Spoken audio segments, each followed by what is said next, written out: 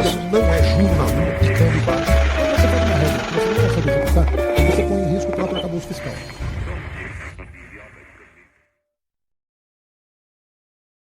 Bom dia, pessoal. Sejam todos muito bem-vindos, sejam todas muito bem-vindas. Me perdi aqui, ó. Aí, pronto. Hoje é dia 15 de julho de 2025, terça-feira. Esse é o nosso Esquina Sucupira, edição da manhã, que vamos falar sobre IOF, né, essa reunião de conciliação hoje às 15 horas no STF sobre o IOF, onde Executivo e Legislativo se encontram para tentar chegar a um acordo. Vou explicar um pouquinho mais sobre isso. Vamos falar também sobre as tarifas do Trump, todos os efeitos que a gente está sentindo das tarifas do Trump, não só os 50% que podem ser aplicados contra o Brasil lá em 1º de agosto, mas também aquela história de ontem sobre tarifar a Rússia em 100% e tarifas secundárias, né? Vamos entender um pouco melhor isso, porque isso também afeta o Brasil. E como é que isso está afetando a disputa eleitoral? Já vou dar um spoiler para vocês aqui, que está fácil, né? Eu já tinha avisado que isso ia acontecer, e é o que está acontecendo, né? Deram um respiro para o presidente Lula. Mais uma vez, família Bolsonaro mete os pés pelas mãos. É incrível a falta de competência desse pessoal. Mas vamos lá. E também uma novidade, quem me acompanha lá no Instagram já viu, que eu vou fazer uns videozinhos com pílulas sobre investimentos um pouco mais curioso, né? Alguma coisa um pouco menos sisuda, mas bem rapidinho, bem tranquilo. É uma ideia, inclusive, que eu praticamente copiei, né, de uma pessoa que eu sigo, um americano, acho que ele é um americano, que fala sobre filosofia, que eu gosto muito, faz um bem bolado, muito legal, e é o mesmo formato que eu estou usando, basicamente. Então, crédito a quem merece crédito, né? Philosophy Minis, se vocês quiserem procurar no Instagram. Se você ainda não me segue no Instagram, nos comentários desse vídeo, na descrição, aliás, tem aí o meu endereço no Instagram. E se você ainda não segue o nosso canal no YouTube, não esqueça de se inscrever, não esqueça de ativar o sininho e deixar o like. Tudo isso é muito importante para que o YouTube entenda a relevância desse conteúdo e o entregue para ainda mais pessoas, beleza? Lembrando também que a gente tem o clube de membros, aí já está as vantagens e desvantagens do clube de membros. E quem ainda não me segue lá no esquinasucupira.substack.com, onde tudo que é feito no YouTube, no Instagram, só o Twitter é que eu não consigo manter atualizado ali no Substack, mas praticamente tudo que é feito passa pelo Substack da gente lá no esquinasucupira.substack.com, ou via esse QR Code, ou via, como é que a gente fala? Pesquisa no Google, só colocar lá Esquina Sucupira, provavelmente esse é o primeiro resultado que você vai encontrar lá, beleza? Então, buenos dias, aqui é o nosso querido Carlos Buenos Che, o Cleiton. Aqui, você sabe o que é engraçado? Para mim não aparece escrito, não sei se aparece escrito aí para vocês, mas para mim aparece escrito como é que se fala? Esse desenho que vocês colocaram aí.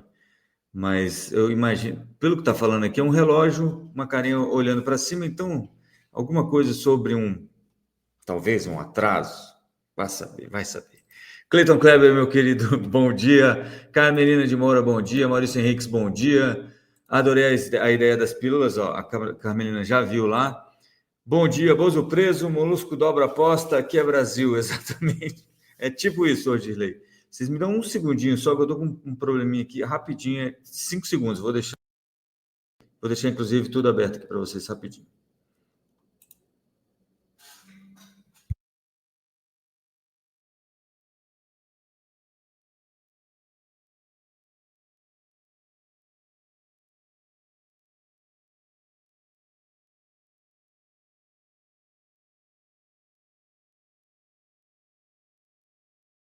Pronto, aqui vamos nós. Vamos lá, gente. Hoje está um dia complexo aqui. Tem algumas coisas, acho que é Mercúrio retrógrado, tá em Mercúrio retrógrado? Estou tendo alguns problemas que eu acho que é Mercúrio retrógrado. Não entendo muito bem disso, mas eu lembro que eu tive uma estagiária que falava muito isso. Mercúrio retrógrado. Então é Mercúrio retrógrado. Vamos lá. O IOF, então, vai ter a sua mais um capítulo, né, dessa novela que promete se estender por bastante tempo. Né? Nossos queridos Hugo Mota e Davi Alcolumbre aplicaram aquele castigo no governo com o decreto do IOF, e aí agora tem que discutir isso lá no STF. Né? O governo entrou com uma ação no STF via AGU para questionar o projeto de decreto legislativo que derrubou o decreto presidencial, que aumentava o IOF, e aí o Alexandre de Moraes, que é o juiz que está aí de plantão nessas férias do STF, nesse recesso do STF, decidiu então por fazer uma reunião conciliatória, ver se o Legislativo e o Executivo conseguem um acordo. Fato é que isso não deve acontecer, e se acontecer vai ser um acordo muito mais ou menos. Né? Ontem, algumas pessoas falavam sobre um plano entre os parlamentares de você reduzir ou manter as alíquotas que foram majoradas naquelas operações que já eram tributadas, mas não tributar novas operações. O que o pessoal está falando? Olha, você mantém para o que estava, que é remessa internacional e outras coisas, mas não vai incluir risco sacado, já explico o que é, e também não vai incluir VGBL, que são aquelas previdências privadas, e tem uma previsão ali para quem coloca mais de 50 mil por mês ou 600 mil por ano em VGBL, vai sofrer incidência, então, de IOF. E no caso do risco sacado, é aquela operação que você tem fornecedor, você é uma empresa, você tem fornecedores que vão receber de você. Eles recebem um adiantamento via banco, né? Então, o banco... É isso que a Fazenda, na minha opinião, está corretíssima sobre isso. Né? É uma operação de empréstimo. Afinal de contas, você está pegando o dinheiro emprestado e adiantando para o seu fornecedor, e você vai pagando o banco. Né? Inclusive, esse foi um dos problemas que a gente teve aí com as americanas, né? No balanço das americanas, porque se era utilizado, isso não transitava direito no resultado, né? Não aparecia direito, e acabou levando aí aquele rombo bilionário das americanas, que ainda está andando por aí. Mas essa seria a proposta do Congresso, né? Mas os presidentes Davi Alcolumbre e o Hugo Mota dizem que não tem muita coisa acertada não, e que, na opinião do Congresso, tem que cair mesmo esse decreto e ponto final. Do outro lado também, de quem gosta de negociar, lá no Palácio do Planalto, nosso querido Rui Costa, né, ministro-chefe da Casa Civil, disse que também o governo não vai ceder em absolutamente nada. Claro que isso pode ser só bravata para sentar à mesa de negociação com um pouco mais de gordura para queimar, mas aparentemente estão indo as comissões, os representantes aí dos dois poderes para conversar no STF, sem ninguém querer fazer acordo nenhum, e isso então deve se estender. E o Alexandre de Moraes pode ou não resolver a situação, ou deixa como está, né? Está suspenso o decreto de IOF e o decreto e o decreto legislativo que derruba o decreto do IOF. Então, a gente está neste panorama, né? O Davi Alcolumbre não vai ao STF, o Haddad também não, pelo menos não está na agenda dele que ele participará dessa reunião. O Hugo Mota ninguém sabe, mas provavelmente também não vai. Então, mesmo que haja um esboço de acordo, isso tem que voltar para quem decide de verdade, para então ser decidido. Então, hoje, o que a gente vai ter? Muito ruído, né? Muita conversa e pouca informação. Mas por que eu estou trazendo isso de volta? Não só por causa do calendário, né, de ser o dia da conciliação, mas também porque tem uma promessa aí já do setor produtivo que vai entrar na justiça contra essa decisão, seja ela qual for. Olha que coisa louca. Né? Tá aí uma notícia do Estadão de hoje, e as empresas se preparam para recorrer à justiça, seja qual for o resultado da mediação do STF. Por quê? Se o STF e esse acordo sair, via essa mediação, você conseguir um acordo para que haja majoração do IOF, as empresas vão entrar na justiça contra isso, porque elas acham que, né, concordo com elas também, que o IOF é regulatório, ele tem um caráter de incentivo ou desincentivo a uma operação financeira. É para isso que ele deveria servir e é por isso que ele é um decreto presidencial. Não precisa uma lei complementar ou uma lei ordinária que seja. Ou, né, se isso não acontecer, se o STF derrubar a medida, as empresas vão à justiça também. Por quê? Por que elas iriam, né?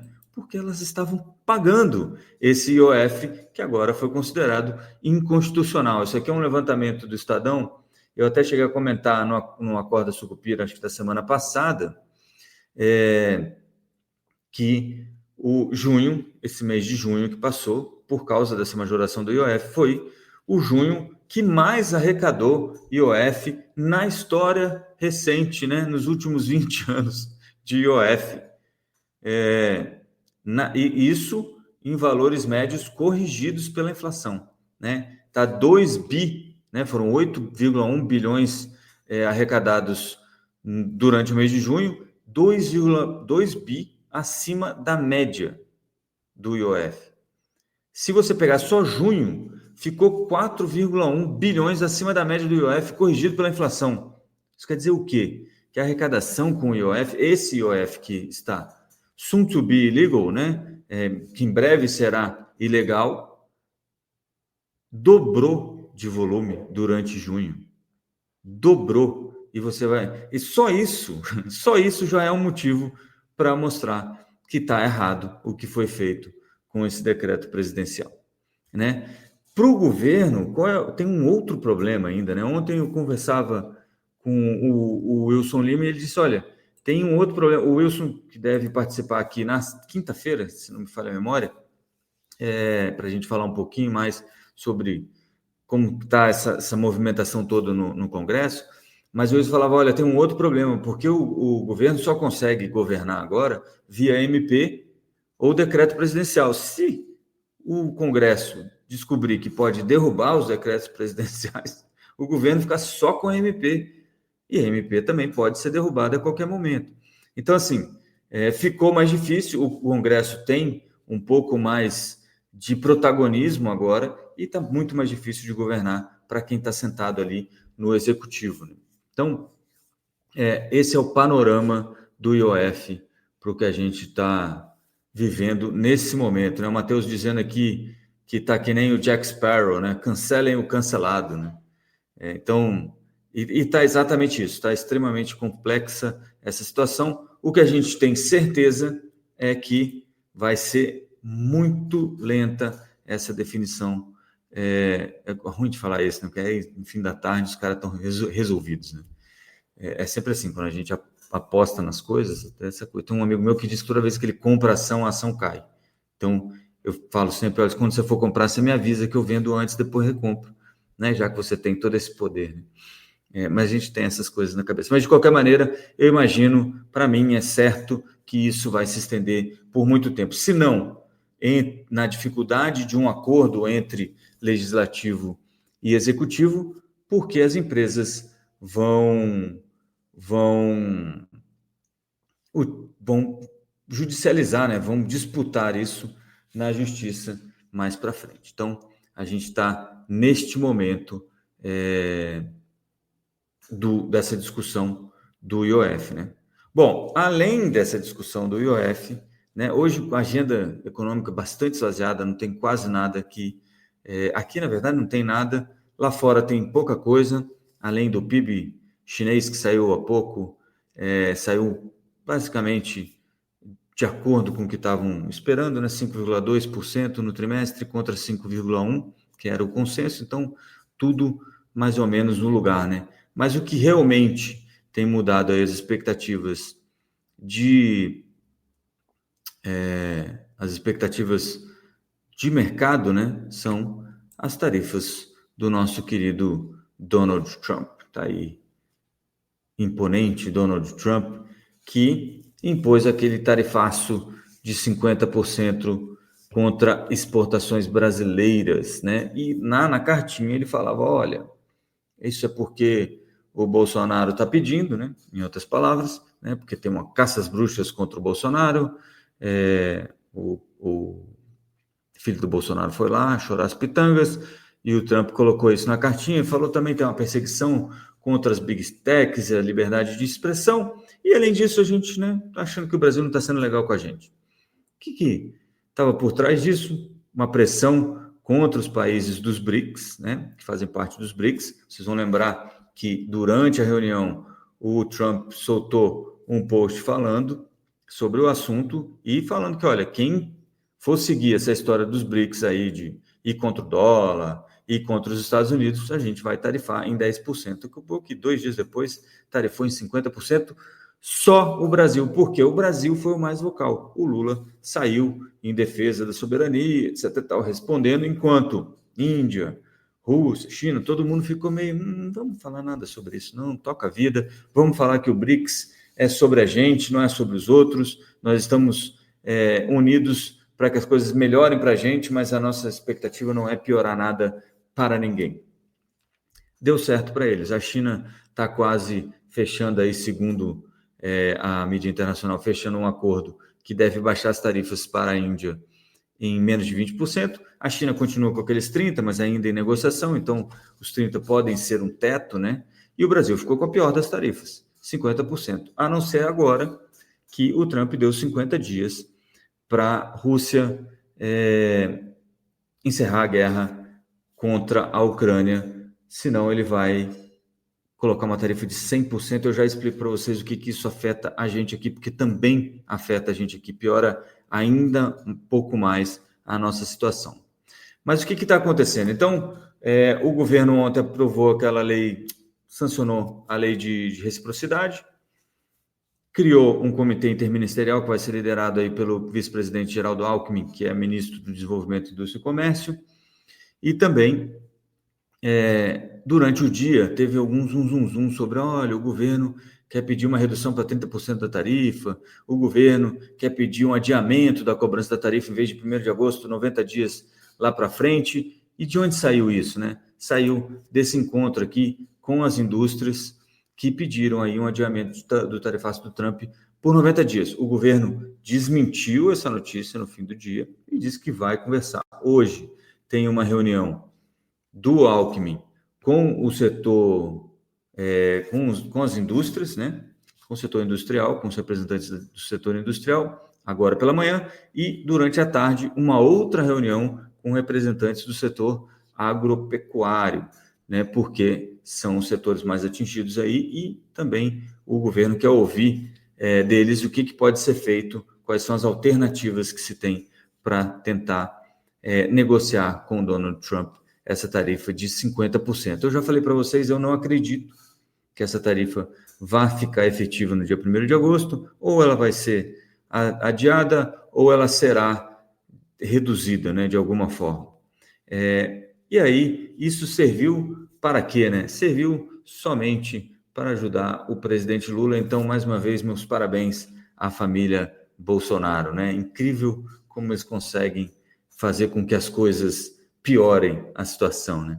Tá aí o que aconteceu. O Tarcísio saiu logo de cara, eu falei sobre isso ontem no Acordo Sucupira, em defesa do presidente Bolsonaro, culpando Lula por causa das tarifas, etc. e tal. Pegou mal, porque ficou fácil para o presidente Lula brincar de eu estou defendendo a soberania nacional. E aí, agora o Tarcísio também vai se reunir aí com empresários paulistas e o encarregado de negócios da Embaixada dos Estados Unidos hoje pela manhã, né? Os convites foram feitos, inclusive, pelo próprio Ricardo Scaff, que foi presidente da Fiesp, vocês vão lembrar, e não esvazia a reunião do Alckmin, mas é uma forma do Tarcísio mostrar que está preocupado com o empresariado e que não é só política pela política, essa história de ser contra as tarifas, etc. e tal. Mas ficou ruim para o Tarcísio, ficou ruim para o Bolsonaro, mas ficou bom para o Lula. A Bela Megali, lá no Globo, mostrando que em meio ao tarifaço, uma pesquisa do governo mostra a retomada da aprovação de Lula na maioria da população, né? Isso aí, em todos os estratos. Lula melhor, tá uma porcaria a popularidade dele, mas melhorou, né? Como o pessoal do PT tem falado aí nos bastidores, o PT está saindo das cordas, o presidente Lula está saindo das cordas, né? Eu vou dizer o que aqui em casa, né?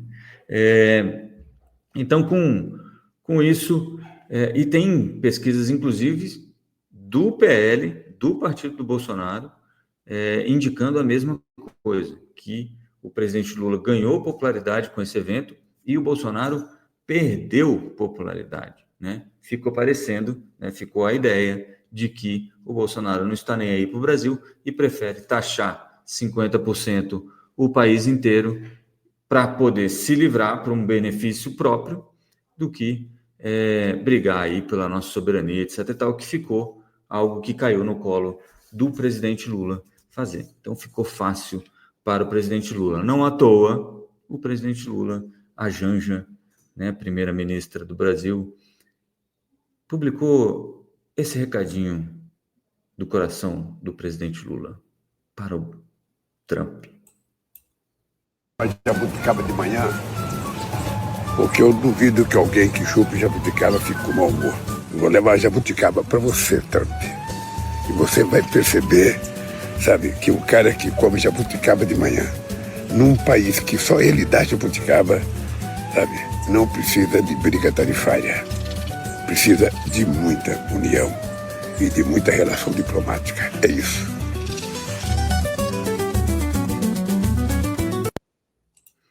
E aí você vê como ficou fácil, né? Tá até fazendo brincadeirinhas, né? Sai a cerveja, entra a jabuticaba e você que estiver com problema aí, meio mal-humorado, né? Meio alterado, chupe uma jabuticaba, tá vendo? Porque, segundo o presidente Lula, quem chupa uma jabuticaba não quer guerra com ninguém, né? Um homem em paz não quer guerra com ninguém.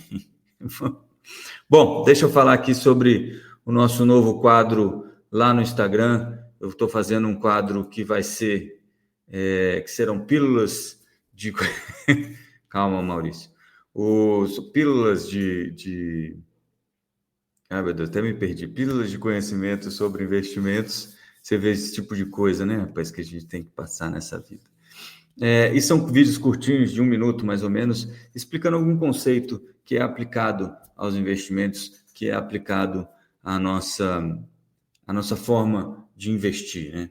Então, comecei falando sobre Priming Effect, o Cleiton perguntando se o vídeo... Eu nunca sei quando eu vejo o Lula se é humor ou não, se é humor ou é tragédia. Para mim, normalmente é uma tragédia, mas esse até ficou engraçadinho, né? E ainda colocaram uma música meio... Para aqueles que são mais antigos, chocolate com pimenta, né? Claro que não foi a Janja provavelmente não sabe nem mexer nisso, mas quem fez, o pessoal foi publicado no perfil da Janja, né? Porque é carinhoso, né? Chuchuzinho, como diz a minha filha. Mas, bom, então são pílulas de conhecimento que eu vou passar aí para vocês no Instagram, também está sendo reproduzido no Substack, como eu falei, praticamente tudo passa pelo Substack, está ficando também nos shorts do YouTube, tá? Então, esse primeiro foi sobre Priming Effect, porque eu tinha visto um vídeo de um mágico, essas coisas que você vai passando pelo celular, e ele não diz que é Priming Effect, mas é exatamente isso que acontece. Eu vou passar primeiro o vídeo do Ben Stiller e depois eu passo o meu próprio vídeo para quem ainda não viu lá no Instagram. Se você não me segue no Instagram, tá aí na descrição desse vídeo, estão aí todos os links das minhas redes sociais, tá? Vamos para o Ben Stiller. Ele tá em inglês o vídeo, então vou só explicar. O rapaz pede para ele fazer arremessos à cesta, que ele sabe jogar um pouco de basquete, então que ele arremesse a cesta e depois fale números aleatórios. O número que vier à cabeça dele, ele fala. E aí, num passe de mágicas, o rapaz está lá com todos os números já previamente anotados e ele explica o que aconteceu. That's amazing. It's time to do some shootings. Let's see. Okay. Go. Good. Name a number from 1 to 1,000. 428. Go. Okay. 77. 13. Wow. 175. Please come with me, please. Do you remember the numbers? This was there the whole time, Ben. It says 13 here. 77? Yeah. 77. 77 here. And the 175. 175. Yeah. 428. That's a big one. On the way here, we passed a sign it says 77 on the sign. Do you know that? Do you remember that? Really? Maybe it's coincidence that we've got a guy over there wearing 13 yeah. right in front of you. 428? Yeah. Look at the clock. It was there the whole time. Good. 175. You said 175. It says here. You were holding it in your hand the whole time. One of the things I love about movies that they have. Bom, e aí ele está mostrando exatamente como é que você prepara, né, a mente da pessoa, mesmo sem ela perceber, para que ela faça alguma coisa para você ou escolha coisas que você quer que ele escolha, que essa pessoa escolha. E aí eu explico isso um pouquinho nesse vídeo que eu vou passar inteiro para vocês, é 1 minutinho só. Espero que vocês não cansem, né? Principalmente quem já assistiu. Isso tem nome, se chama... Você já viu aquele vídeo do Ben Stiller jogando basquete, falando números aleatórios? Depois ele descobre que todos os números estavam ao redor dele o tempo todo? Isso tem nome, se chama priming. Priming é quando estímulos sutis, uma palavra, uma imagem, uma manchete, moldam suas decisões sem que você perceba. Você lê queda e já pensa em vender. Mas será que o problema está no mercado ou no que plantaram na sua cabeça? Na psicologia, o priming effect mostra que o jeito como a informação chega pesa mais que a informação em si. E, no mundo dos investimentos, isso pode custar muito caro. Quer ver? Preste atenção nessas duas frases. Fundo recuou 0,2% no mês. Fundo segue estável em cenário adverso. É o mesmo fundo, mas o seu cérebro reage diferente. Se você toma decisão com base em manchete, não está investindo. Está sendo manipulado. Agora me diz, quantas das suas últimas decisões foram realmente suas? Bom, esse é o vídeo, espero que vocês tenham gostado, vai ter muito mais coisa, obviamente, além disso. Mas a ideia aqui desse priming effect é justamente para a gente entender que, e tem muitos estudos sobre isso, sobre a influência que o ambiente tem nas nossas tomadas de decisões. Então, por exemplo, você, no jornalismo, por exemplo, né, a gente que trabalhou muito tempo com jornalismo, você começa a ter uma visão muito ruim da sociedade, né? Porque o jornalismo, e não é um problema do jornalismo, isso é o que vende, né? E você entrega aquilo que as pessoas parecem querer. Então, você tem muita notícia ruim, né? Que é aquela coisa das tragédias, etc. Então, você começa a achar que a sociedade é horrível. Mas se você parar para pensar, logicamente, obviamente, o mundo é muito melhor do que o mundo dos jornais. Por quê? Porque, basicamente, tudo que a gente faz é baseado em confiança. E se todo mundo, né, se a maioria das pessoas fossem mau caráteres, como parecem ser quando você assiste muito jornal, obviamente o mundo estaria um caos completo, né?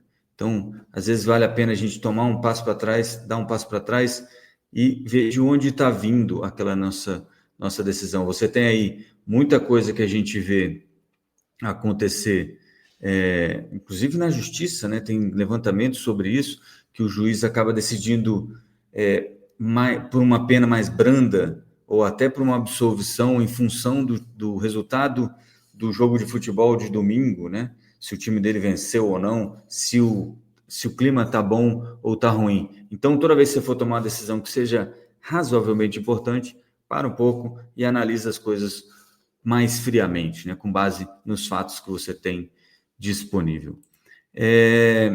O nosso querido Maurício Henriques aqui, dizendo, o ser humano é muito mais previsível do que ele acha que é. Pois é. E é mais ou menos sobre isso, né? Vamos falar muito sobre economia comportamental, porque eu acho que isso tem afetado muitas pessoas sem que as pessoas percebam. Eu queria, antes da gente ir para o giro dos mercados, o Thiago Bonato me fez uma pergunta lá no esquina.substack sobre, porque eu tinha falado, já falei para vocês algumas vezes, que eu acho que ainda está muito válido você entrar em... A gente fala entrar, né? Mas se posicionar em títulos pré-fixados, né? Está aqui as taxas de hoje lá no site do Tesouro, né? Então, se você pegar aqui, pré-fixado 2035 com juros semestral, isto é, você recebe um pagamento de juros a cada 6 meses, a taxa está 13,90 ao ano até 2035, tá? É a média da taxa de 13,90% ao ano. Claro, se você olhar para a Selic hoje, você vai falar, mas eu não quero, porque está menos que a Selic. Só que o que você tem que pensar é, a Selic vai continuar acima desses 14% aqui nos próximos 10 anos? Será que ela não cai para 11, 12? E aí para onde vai essa taxa, né? Essa que é a ideia. E você está travado aqui em 13,90. E ele pergunta assim, poxa, e você falou disso e eu tenho medo de inflação, como é que eu faço, né? E você falou, isso também vai dar um rebote aí, um efeito também lá na Bolsa de Valores. Eu falei isso para vocês mesmos uns meses atrás, sobre se posicionar um pouco mais para quem tem mais apetite ao risco em Bolsa de Valores e em pré-fixado. Por quê? Porque o que a gente tem visto agora é a taxa de juros já se encerrou, né? Encerrou o ciclo de alta e agora a gente está olhando para quando é que a taxa de juros vai novamente subir, ou descer, aliás, cair, né? E isso, obviamente, desmonta um pouco da sua posição de pós-fixados, porque você está a 15 e a taxa começa a cair, então ela começa a te pagar menos, e ajuda as posições pré-fixadas, porque ela está pré-fixada, ela está parada. Mas se você tem um receio com a inflação, seria melhor, então, você estar em IPCA+, em títulos de inflação. Eu fiz essa continha lá no esquinasucupira.substack para o Thiago. Hoje você tem aí uma expectativa, né, quando você faz a comparação entre o pré-fixado, já fiz isso, a gente pode fazer isso mais para frente, numa dessas faço até um videozinho falando sobre isso em separado, mas você faz a comparação do pré-fixado com a taxa de juro real, essa diferença é mais ou menos a inflação implícita, digamos assim, como é que a gente fala? Inflação implícita que você está comprando ali, quando você compra o IPCA+, né? Então, você está pagando, vamos supor, 14%, só para facilitar a conta aqui, tá? 14%, a conta também não é exatamente essa, mas essa você vai estar ligeiramente errado, tá bom? E é aquela coisa, não tem problema você estar ligeiramente errado, você não pode estar completamente errado. E não muito errado também. Então, se o pré-fixado está 14 e o IPCA está pagando IPCA mais 7, essa diferença, 14 menos 7, é a inflação implícita, né? Que é a inflação que o pessoal está colocando ali para que um título equivalha ao outro durante esse prazo todo, contanto que os prazos sejam parecidos, né? Não dá para comparar um título que vence em 2028 com um título que vence em 2050. Isso não faz nenhum sentido. Porque aí são taxas de juros completamente diferentes, essa média de juros até lá vai ser completamente diferente.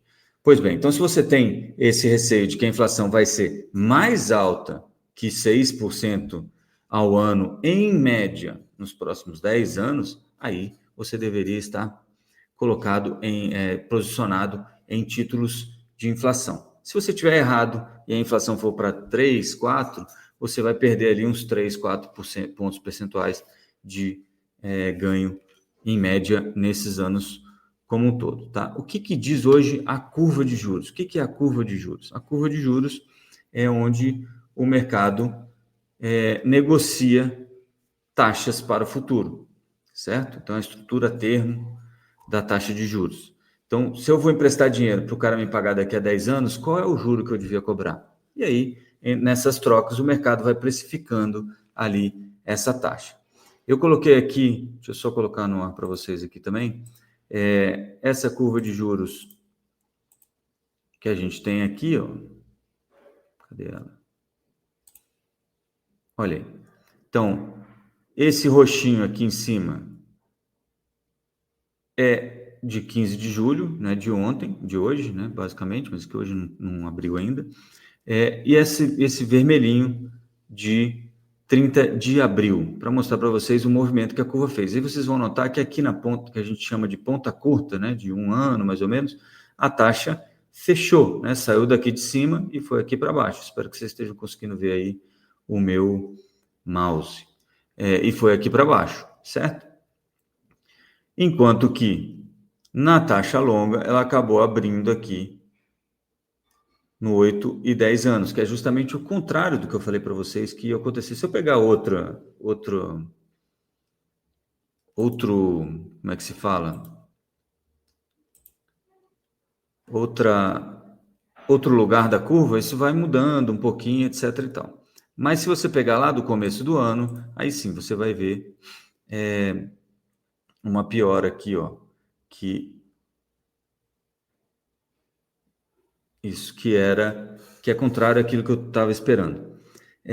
Mas isso não invalida o raciocínio, tá? Esse é o quê? É mais um efeito momentâneo do problema com as tarifas, IOF, etc e tal, do que algo para longe. E por que eu estou falando isso tudo, né? Porque não só porque eu continuo acreditando em posicionamento aqui em pré, mas também qual é o efeito que isso tem na bolsa, né? Imagina o seguinte, se você tem, por que eu falei que bolsa também deve entrar no momento melhor? Quando você começa a imaginar que lá para frente os juros vão cair, qual é o efeito na bolsa? O empresário, ele não pega empréstimo CDC, né, de crédito direto ao consumidor para ele pagar amanhã, etc e tal. Ele pega empréstimos para longo prazo. Por quê? Porque ele vai pegar esse dinheiro e investir no negócio dele, o negócio dele vai dar mais retorno e vai acabar pagando esse empréstimo. Esse é o raciocínio. Então, para onde ele olha nessa curva? Ele olha aqui para 10 anos, para 5 anos, né? Para 5 anos para cima. Então, se essas taxas de juros lá na frente começam a recuar, começam a fechar, que é o que a gente espera que vai acontecer, você tem uma melhora da situação das empresas em bolsa. Elas começam a ter um custo de crédito mais baixo, uma alavancagem menor, conseguem distribuir mais lucro e o que o acionista quer é que ela tenha mais lucro e consiga distribuir mais lucro. É basicamente isso e por isso a bolsa vai mais para frente. O Thiago me pergunta lá, poxa, mas será que o Brasil não quebra em 2027? Não, o Brasil não quebra, gente. Essa ideia do país quebrado, ela serve muito politicamente, serve até para comentarista, né? Quando a gente às vezes quer dar uma ênfase um pouco maior em algo, vai quebrar, etc. Não é exatamente quebrar, é se meter num problema um pouco mais sério. E esses problemas, eles não acontecem do dia para a noite, não é como se fosse um acidente de carro, né? É algo que ele vai se montando conforme o tempo vai passando. Então, isso é algo que a gente tem que prestar atenção quando estiver fazendo os nossos investimentos. Na minha opinião, continua sendo um bom negócio você montar posições em pré-fixado, até porque essa subida aqui para 13,90, mais ou menos como estava ali na taxa do título do Tesouro Direto, está mais ou menos batendo no teto. Chegou a 14 alguma coisa e depois voltou, né? Daquele dia lá do pico para cá, a gente, obviamente, né, se aquele era o pico, a gente está abaixo disso e está sempre voltando, né? Então, teve ainda está em patamares muito elevados, tanto títulos de inflação quanto títulos pré-fixados, e a gente está aí nos últimos momentos em que a gente pode se posicionar proveitosamente nesse tipo de trade, digamos assim. Uma segunda vantagem é que, além de você estar travado nessa taxa durante esse tempo todo, se ela retroceder numa velocidade um pouquinho maior, você ainda pode fazer um trade e sair antes do vencimento desse papel. Não estou, até porque vai depender muito do seu perfil de investidor, mas então não estou aqui